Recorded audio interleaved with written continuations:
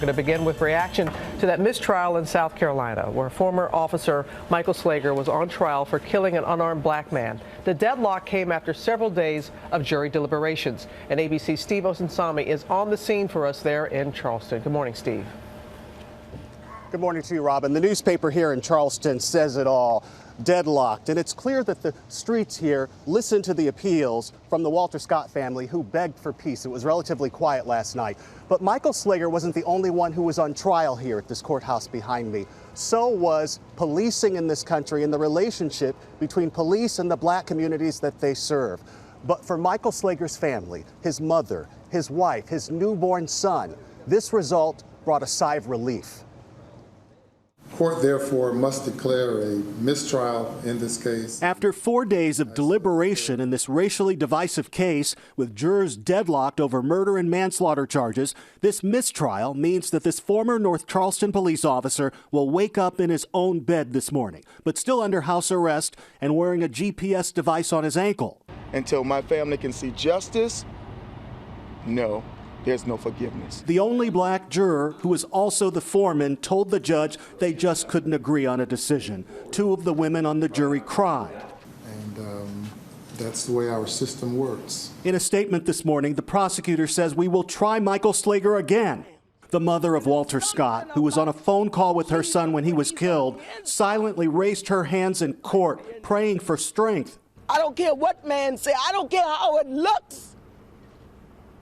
It's not over.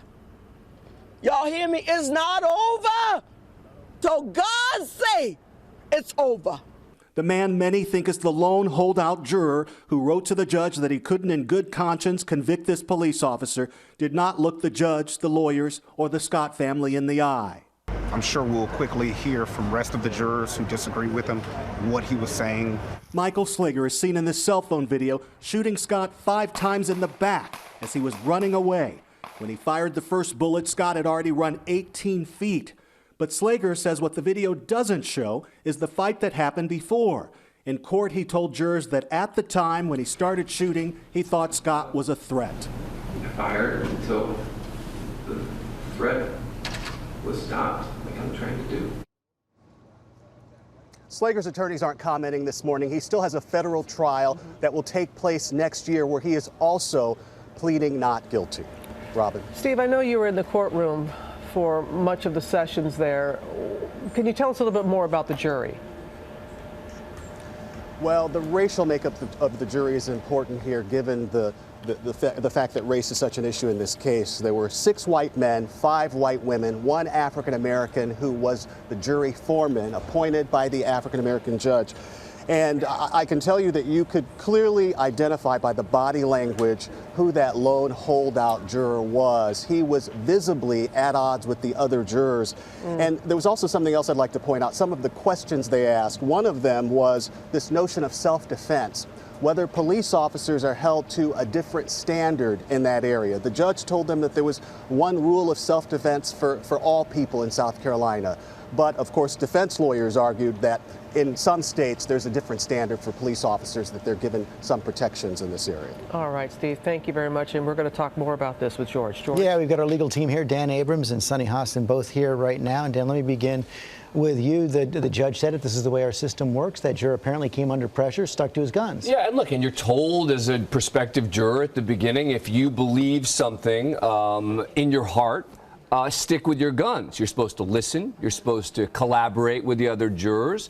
But what you're not supposed to do is come in with a preconceived notion and then not listen to the evidence. We don't know exactly what happened in terms of why this juror couldn't reach a verdict. But, you know, look, the video does say a lot here, and it is a difficult decision to understand. The definition, Dan talked about preconceived notion, jury nullification. I think this is a classic case of jury nullification, where a jury or a lone juror just tosses out the law and comes up with a not guilty verdict, or just stops deliberating. And that's, I think, what happened here. And I don't think it was necessarily a question of black or white. I think it was a question of blue here. Officers are, it's very difficult, George, and Dan, I think you'll agree, to convict officers. If you look at the stats, just the pure stats, since 2005, only 13 officers have been convicted in officer-related shootings. If Sonny's right, should prosecutors have been able to ferret that out in jury selection? Yeah, this is all about jury selection. This is about how did this guy make it through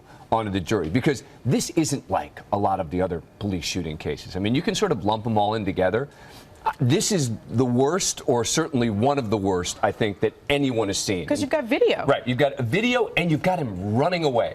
I mean, even if there was a fight, as he claims, right, even if there was a fight over his taser, he's still, when you see the video, so far away from him at that point.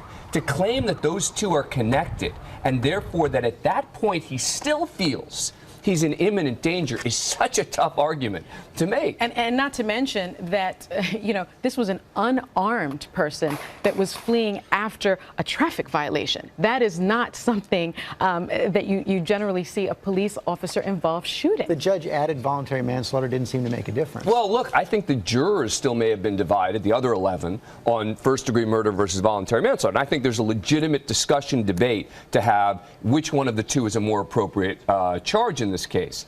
But the difference between no conviction at all and which one of those two charges is a huge And I think divide. it's clear that 11 of the jurors reached some sort of consensus for a guilty verdict on one of the two charges. So where do prosecutors go from here? They are going to retry the case. But I will say again, this is a prosecutor's worst nightmare, this sort of jury nullification. And it's very, very difficult to convict police officers in this country. I think they'll get a conviction in the next case. Let's hope. Thank you guys very much.